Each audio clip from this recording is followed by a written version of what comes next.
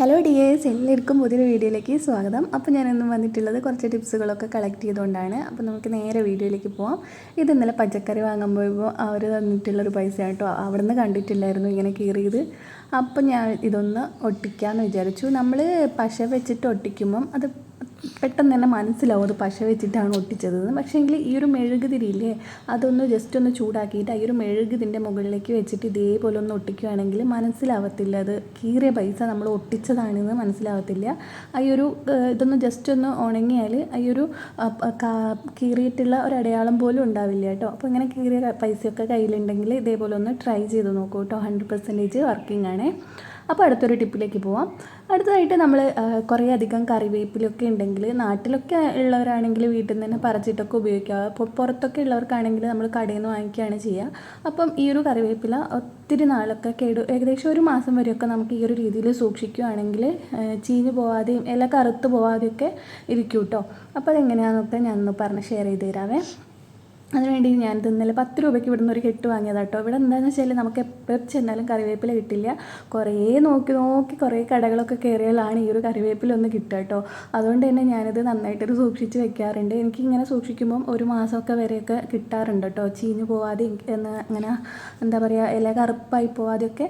അപ്പോൾ നമുക്ക് നേരെ ഇതേപോലെ തണ്ടോടെ കൂടെ വേണേൽ സൂക്ഷിച്ച് വെക്കുക, അല്ലെങ്കിൽ ഇതേപോലെ തണ്ട് ഒഴിവാക്കിയിട്ട് ഇല മാത്രമായിട്ടും സൂക്ഷിച്ച് വെക്കുക കേട്ടോ. ഗ്ലാസ് ബോട്ടിലുണ്ടെങ്കിൽ അതിൽ ഇതേപോലെ ഒന്ന് എടുത്ത് സൂക്ഷിച്ച് വെക്കുക. പിന്നെ നമ്മൾ സൂക്ഷിച്ച് വെക്കുമ്പം ഇത്തിരി പോലും വെള്ളം ഈ ഒരു ഇലയമേൽ ഉണ്ടാവാൻ പാടില്ല. നമ്മളൊന്ന് കഴുകിയിട്ട് ജസ്റ്റ് ഒന്ന് ടിഷ്യൂ പേപ്പർ വെച്ചിട്ടോ അല്ലെങ്കിൽ ഫാനിൻ്റെ ചോട്ടിലൊക്കെ വെച്ചിട്ടൊന്ന് വെള്ളമൊക്കെ മുഴുവനായിട്ടും കളഞ്ഞിട്ട് വേണം സൂക്ഷിച്ച് വെക്കാൻ.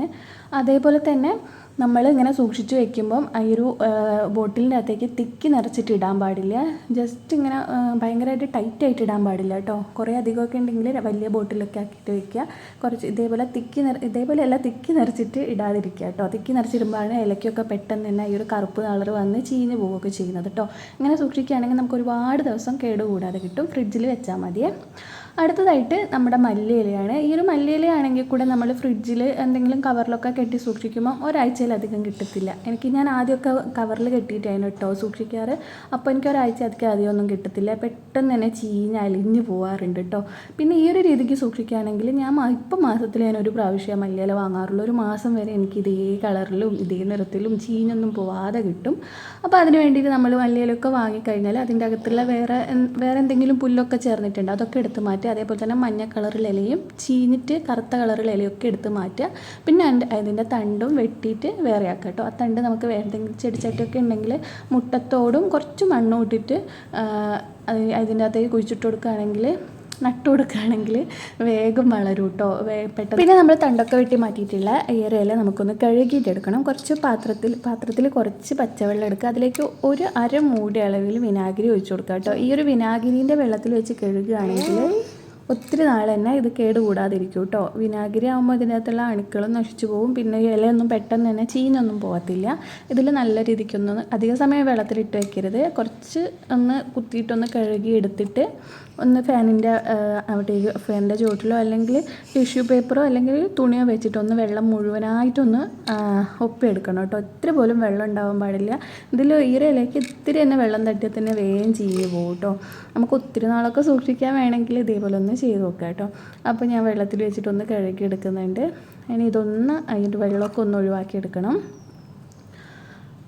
ഇത്തിരി വെള്ളം തട്ടിയാലാണ് നമ്മൾ ഫ്രിഡ്ജിൽ വെച്ച് സൂക്ഷിച്ചാൽ തന്നെ നമുക്ക് നോക്കിയാൽ മനസ്സിലാവും. ഇത്തിരി വെള്ളം ആകുമ്പോഴേക്കും തന്നെ അത് ചീഞ്ഞ് വരും. പിന്നെ ഇതിൻ്റെ കൂടെ വേറെ പുല്ലോ അല്ലെങ്കിൽ ചീഞ്ഞ ഇലയോ കൂടി കലർന്നു പോയിട്ടുണ്ടെങ്കിൽ ബാക്കി നല്ല ഇലയും കൂടെ പെട്ടെന്ന് തന്നെ ചീഞ്ഞു പോകും കേട്ടോ. അപ്പോൾ ഈ ഒരു കറുത്തിട്ട് ചീഞ്ഞ ഇലയൊക്കെ വാങ്ങിക്കുമ്പോൾ ഉണ്ടെങ്കിൽ അതൊക്കെ ഒന്ന് മാറ്റുക. ഞാനൊരു ടിഷ്യൂ പേപ്പർ വെച്ചിട്ട് ഒന്ന് തുടച്ചെടുക്കുന്നുണ്ട് കേട്ടോ. ടിഷ്യൂ പേപ്പർ ആകുമ്പോൾ പെട്ടെന്ന് തന്നെ വെള്ളമൊക്കെ അബ്സോർബ് ചെയ്തെടുക്കും. അപ്പോൾ ടിഷ്യൂ പേപ്പർ വെച്ചിട്ടാണ് ഞാൻ ഇവിടെ അതൊന്ന് തുടച്ചെടുക്കുന്നത്. പിന്നെ നമുക്ക് വേണമെങ്കിൽ ഫാനിൻ്റെ ചോട്ടിലും വെക്കാം കേട്ടോ. അല്ലെങ്കിൽ ടിഷ്യൂ പേപ്പർ അല്ലെങ്കിൽ ന്യൂസ് പേപ്പർ വെച്ചിട്ടായാലും ഇങ്ങനെ തന്നെ വെള്ളമൊക്കെ പോക്കിയെടുക്കാൻ പെട്ടെന്ന് തന്നെ പറ്റും കേട്ടോ.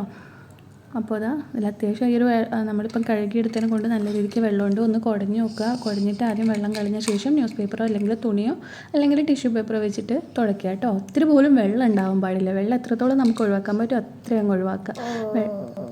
അതിനുശേഷം ഇത് നമുക്ക് സിബ്ലോ കവർ ഉണ്ടാവില്ലേ, അങ്ങനത്തെ സിബ്ലോ കവറൊക്കെ കടയിൽ നിന്ന് വാങ്ങിക്കാൻ കിട്ടും. അതുണ്ടെങ്കിൽ അതിലേക്ക് ഇട്ട് വെക്കുക. അല്ലെങ്കിൽ ഏതെങ്കിലും ഒരു കണ്ടെയ്നറിലോ അല്ലെങ്കിൽ ബോട്ടിലോ ആക്കിയിട്ട് സൂക്ഷിച്ച് വെക്കുക കേട്ടോ. പിന്നെ ഫ്രീസറിൻ്റെ തൊട്ട് താഴെയായിട്ട് സൂക്ഷിക്കാതിരിക്കുക. ഒന്നുകിൽ ഡോറിൻ്റെ സൈഡിൽ അല്ലെങ്കിൽ ഏറ്റവും താഴത്തെ തട്ടിലൊക്കെ ആയിട്ട് വെക്കുക കേട്ടോ. ഇനി ഇത് എങ്ങനെയാണ്, ഞാൻ ഇതേപോലത്തെ ഒരു കണ്ടെയ്നറിലാണ് സൂക്ഷിച്ച് വെക്കുന്നത്. ബോട്ടിലായാലും ഇതേപോലത്തെ കണ്ടെയ്നറായാലും തിക്കി നിറച്ചിടാതിരിക്കുക കേട്ടോ. തിക്കി നിറച്ചിടുമ്പോഴാണ് ഇലയൊക്കെ പെട്ടെന്ന് തന്നെ ചീഞ്ഞ് പോവുക. അപ്പോൾ ഞാൻ ഈ ഒരു കണ്ടെയ്നറാണ് ഇവിടെ എടുത്തിട്ടുള്ളത്. ഇനി അതിൻ്റെ അടിഭാഗത്തായിട്ട് ഒരു ടിഷ്യൂ പേപ്പർ വെച്ച് കൊടുക്കുന്നുണ്ട് കേട്ടോ. ടിഷ്യൂ പേപ്പർ തന്നെ വെക്കണം എന്ന് നിർബന്ധമൊന്നുമില്ല. ന്യൂസ് പേപ്പർ കട്ട് ചെയ്തിട്ട് അത് വെച്ചാലും മതി കേട്ടോ. ഇതാകുമ്പം ഇത്തിരിയെങ്കിലും വെള്ളമൊക്കെ ഉണ്ടെങ്കിൽ അത് ഈ ഒരു ടിഷ്യൂ പേപ്പറോ ന്യൂസ് പേപ്പർ ആയാലും അബ്സോർബ് ചെയ്ത് അങ്ങ് എടുക്കും കേട്ടോ. ഇനി ഇതിലേക്ക് ഞാൻ കുറച്ചെടുത്തിട്ട് വെച്ച് കൊടുക്കുകയാണ്. ഇപ്പോൾ ഇതിൽ കൊള്ളുന്നില്ല എങ്കിൽ ചെറിയ പാത്രമൊക്കെ ആണെങ്കിൽ ഒരു നടുഭാഗം വെച്ചിട്ട് ഒന്നും കൂടെ കട്ട് ചെയ്തിട്ട് അടുക്കി വെച്ച് കൊടുക്കുക കേട്ടോ. എല്ലാം വെച്ച് കഴിഞ്ഞിട്ട് അതിൻ്റെ മുകളിലായിട്ട് ഒരു ടിഷ്യൂ പേപ്പറും കൂടെ വെച്ച് കൊടുക്കുക. അപ്പം ഇതിൽ മുഴുവനായിട്ട് ഇതിൽ കൊള്ളത്തില്ല കേട്ടോ. ഞാൻ തിക്കി നിറച്ചിട്ട് വെച്ചിട്ടുമില്ല. അപ്പം കൊള്ളുന്ന അത്രയും വെച്ചിട്ട് അതിൻ്റെ മുകളിലായിട്ട് ഒരു ടിഷ്യൂ പേപ്പറും കൂടെ വെച്ച് കൊടുത്തിട്ടുണ്ട്. ഇനി വേറൊരു കണ്ടെയ്നറിലേക്കും കൂടി ആക്കിയിട്ട് മാറ്റി വെച്ച് കൊടുക്കുന്നുണ്ട്. ഒരിക്കലെങ്കിലും നിങ്ങളിങ്ങനെ ഒന്ന് സൂക്ഷിച്ച് വെച്ച് നോക്കൂ കേട്ടോ. ഉറപ്പായിട്ട് ഒരു മാസം വരെ നമുക്ക് കേടുകൂടാതെ ചീഞ്ഞ് പോകാതെയൊക്കെ ഉപയോഗിക്കാൻ വേണ്ടിയിട്ട് പറ്റും. ഒരു മാസം വരെ എന്തായാലും ഉറപ്പിച്ച് പറയാണ് കേട്ടോ. ഞാനത് ചെയ്ത് നോക്കിയാൽ ഇങ്ങനെ തന്നെയാണ് ഞാനവിടെ സൂക്ഷിച്ച് വെക്കാറ്. എനിക്ക് ഒരു മാസം ഒരു പ്രാവശ്യം ഞാൻ ഈ ഒരു മല്ലിയില വാങ്ങാറുള്ളൂ. എപ്പോഴെപ്പോഴും പോയി വാങ്ങാറില്ല. ഇങ്ങനെ സൂക്ഷിച്ച് വെക്കുന്നതിനെ കൊണ്ട് തന്നെ ഇത് കേടായി പോകത്തില്ല കേട്ടോ. അപ്പം അടുത്തൊരു ടിപ്പിലേക്ക് പോവാം. അതിന് വേണ്ടിയിട്ട് ഞാനിത് അവിടെ നമുക്ക് ബുക്കൊക്കെ പൊതിയുന്ന പേപ്പർ വാങ്ങുമ്പോൾ ഇതേപോലത്തെ ഒരു കാർഡ്ബോർഡിൻ്റെ ഇങ്ങനത്തെ ഒരു സാധനം കിട്ടത്തില്ലേ, റോള്. ഇതിപ്പോൾ അലൂമിനിയം ഫോയിൽ പേപ്പറിൻ്റെ കേട്ടോ. അതുപോലെ കുറച്ചുണ്ട്, അതിപ്പോൾ ഞാൻ പറിച്ചിട്ട് എടുക്കുന്നുണ്ട്. എന്നിട്ട് ഇതൊന്ന് വൃത്തിയാക്കിയിട്ട് എടുക്കുന്നുണ്ട്. ഇത് വെച്ചിട്ട് ഒരു കിട്ടിലൻ ടിപ്പ് ഉണ്ട് കേട്ടോ. അപ്പോൾ ഇത് ഞാൻ ഇതേപോലെ ആക്കി എടുത്തിട്ടുണ്ട്. ഇതിൻ്റെ മുകളിലായിട്ട് നമുക്ക് വേണമെങ്കിൽ കളർ അടിച്ചു കൊടുക്കാം. അതല്ല എങ്കിൽ ഗിഫ്റ്റൊക്കെ പൊതിയുന്ന അങ്ങനത്തെ പേപ്പർ ഉണ്ടാവില്ലേ, അത് വെച്ചിട്ടൊന്ന് കവർ ചെയ്ത് കൊടുക്കാം കേട്ടോ. അതിന് മുമ്പായിട്ട് ഇതിൻ്റെ മുകൾ ഭാഗത്തായിട്ട് ഇതിൻ്റെ മുകളിൽ തൊട്ട് താഴെ വരെ ഒരു 4 ഹോൾസ് വെച്ച് കൊടുക്കണം. അത്യാവശ്യം വലുത് തന്നെ കേട്ടോ. കത്തെടുത്തിട്ട് ഇതേപോലെ ഒന്ന് കീറിട്ട് കൊടുക്കുക. ഞാൻ ആദ്യത്തേത് ചരിച്ചാണ് ഇടുന്നത്. പിന്നെ നമുക്ക് ഇഷ്ടമുള്ള രീതിയിൽ ഇട്ട് കൊടുക്കുക കേട്ടോ. ഇത് കത്തി കൊണ്ട് മുറിയാൻ കുറച്ച് പാടുണ്ട്. അപ്പോൾ കൈയൊന്നും മുറിയാതെ ഇങ്ങനെ ഇതാക്കി വെക്കുക കേട്ടോ. അതുകൊണ്ടുള്ള അടിപൊളി ഒരു ഉപയോഗം തന്നെയാണ് കേട്ടോ.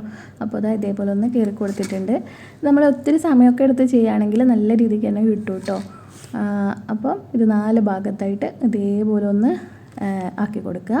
എന്നിട്ട് ഞാൻ ഇതിൻ്റെ മുകളിൽ ഈ ഒരു ബാക്ക് സൈഡിലൊക്കെ ആയിട്ട് നമ്മുടെ ഗിഫ്റ്റൊക്കെ പൊതിയുന്ന ഈ ഒരു പേപ്പറില്ലേ, അത് കവറ്, അത് വെച്ചിട്ടൊന്ന് ഇതേപോലെ ഒന്ന് ഒട്ടിച്ച് വെച്ച് കൊടുക്കുന്നുണ്ട്. കാണാനൊരു രസം ഉണ്ടാവും. അതേപോലെ മുൻഭാഗത്ത് നമുക്ക് വേണമെങ്കിൽ കളറും അടിച്ചു കൊടുക്കാം കേട്ടോ. ഇതിൻ്റെ മുകൾ ഭാഗത്തായിട്ട് ഞാൻ ഈ ഒരു റിബണും കൂടെ കെട്ടി കൊടുത്തിട്ടുണ്ട്. ഇതെന്തിനാന്ന് വെച്ചാൽ ഇതേപോലെ നമുക്ക് എവിടെയെങ്കിലും തൂക്കിയിട്ട് കഴിഞ്ഞാൽ നമ്മുടെ കണ്ണട, അതേപോലെ തന്നെ കീ എന്നിങ്ങനെ എന്തെങ്കിലുമൊക്കെ ഇതുമ്മൽ തൂക്കിയിടാം കേട്ടോ. പെട്ടെന്നൊക്കെ നമുക്ക് നോക്കിയാലൊക്കെ കാണാത്തൊക്കെ സാധനമൊക്കെ ഇതിൻ്റെ മുകളിലേക്കായിട്ട് ഇതേപോലെ ഒന്ന് അടുക്കി വെച്ച് കൊടുത്താൽ മതി. അപ്പോൾ നമുക്ക് കീയൊക്കെ ആകുമ്പോൾ നമുക്ക് എളുപ്പത്തിൽ തന്നെ കണ്ടുപിടിക്കാനൊക്കെ പറ്റും. അതേപോലെ തന്നെ ഇവിടെ എപ്പോഴും കാണാണ്ടായി പോകുന്ന സാധനമാണ് കേട്ടോ ഗ്ലാസ്. അപ്പം അതൊക്കെ ഇതേപോലെ വെച്ച് കൊടുക്കാം. അപ്പോൾ എല്ലാവർക്കും വീഡിയോ ഇഷ്ടമായി എന്ന് വിചാരിക്കുന്നു. വീഡിയോ ഇഷ്ടമായിട്ടുണ്ടെങ്കിൽ